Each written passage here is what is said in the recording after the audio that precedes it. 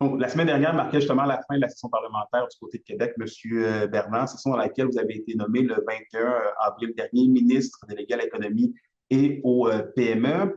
C'est quoi le bilan que vous faites justement de votre, disons-le comme ça, très court passage là, du côté de ce ministère-là?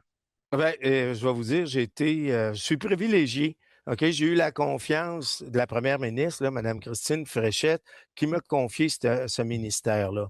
Elle aurait aimé beaucoup que je me représente pour poursuivre le travail éventuellement en cas d'élection, mais je ne me représenterai pas, mais elle m'a quand même fait confiance. Et moi, ça a été très enrichissant, ce passage-là qui n'est pas terminé. Je vais être ministre jusqu'au prochain Conseil des ministres. Mais alors, j'ai appris beaucoup, beaucoup en termes du ministère proprement dit, parce que c'est un ministère vraiment important, celui de l'économie, de l'innovation, puis de l'énergie. J'ai découvert des secteurs d'activité que je ne connaissais pas, surtout en termes d'innovation. Alors, j'apprends, puis j'aide à contribuer au gouvernement, entre autres là, projet de loi 11 que j'ai terminé, puis aussi le projet de loi 17 là, que on a terminé.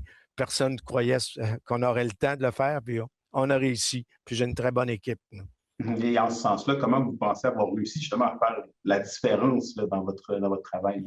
Ben, je vais vous dire, mes connaissances quand même du milieu des affaires, le fait que j'avais une formation scientifique, j'ai travaillé dans l'industrie des mines et autres. Donc, quand je suis arrivé, j'ai rencontré plusieurs personnes. J'avais déjà des acquis. Par exemple, quand j'ai rencontré M. Rémi Quirion, le scientifique en chef, avec ma formation scientifique, on a pu échanger, être bénéfique. Je pouvais le questionner correctement, puis en même temps, on a travaillé, j'étais capable de proposer des pistes de solutions puis d'avancer. Alors, c'est là que ma contribution, puis tout qui était mon acquis antérieur, a permis au ministère disons, de prendre des décisions puis de les aider dans leurs décisions. Et est-ce que justement vous sentez que la région en ressort gagnante de cette nomination-là à votre endroit, dans le sens où on avait parlé beaucoup au cours des dernières années que la Témiscamingue peut-être manquait de représentation, puis là on avait un ministre qui était à la table décisionnelle. Est-ce que vous sentez que votre présence a fait avancer le dossier de la région là?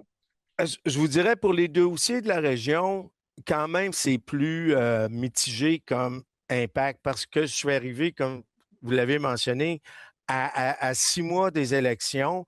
À partir du 15 juillet, on ne peut plus faire vraiment de changement. Donc, ça a été quand même minime. Le seul que je dirais, je suis content, avec le projet de loi 17, entre autres, on a pu encadrer pour le futur tout le projet d'hydrogène naturel du Témiscamingue. C'est que ça, je suis content là-dessus. Après ça, on va faire d'autres annonces prochainement. Puis ça va avoir été un mélange de mon travail de député et de mon travail de ministre, les deux combinés ensemble. Et parlons-en justement de votre travail en tant que député. Écoutez, vous êtes député depuis 4 ans, M. Bernard. 4 années qui n'ont pas été nécessairement de tout repos, notamment avec le dossier de la Fonds d'épargne, notamment avec les fermetures, malheureusement, d'usines forestières du côté du Témiscamingue.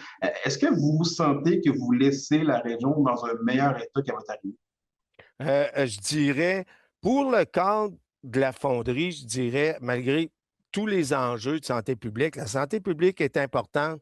Puis je rappelle que c'est la première fois qu'il y avait un gouvernement qui a mis une autorisation ministérielle aussi sévère, malgré tout ce qu'on dit. C'est notre gouvernement qu'on le fait. Ça permet d'avancer le dossier de la fonderie. Du côté, après ça, du côté de la santé, un peu plus difficile aussi. Il y a eu l'incendie du centre hospitalier à Rouyn-Noranda qui n'a pas aidé vraiment à faire avancer les choses autant qu'on voulait. Puis le dossier forestier, mais je travaille encore à ce moment-ci sur le dossier de Ryan au Témiscamingue. Puis le dossier relève du ministère de l'Économie, de l'Innovation puis de l'Énergie dans lequel je suis maintenant. Donc, peut-être ça va aider à faire progresser ce dossier-là pour trouver une solution là, pour la pérennité de l'usine de Ryan. Donc, à ma question, vous répondez oui, mais il reste encore beaucoup de travail à faire. Oui, puis il y en a malheureusement. On travaille encore à l'hôpital d'Amos, on travaille là-dessus.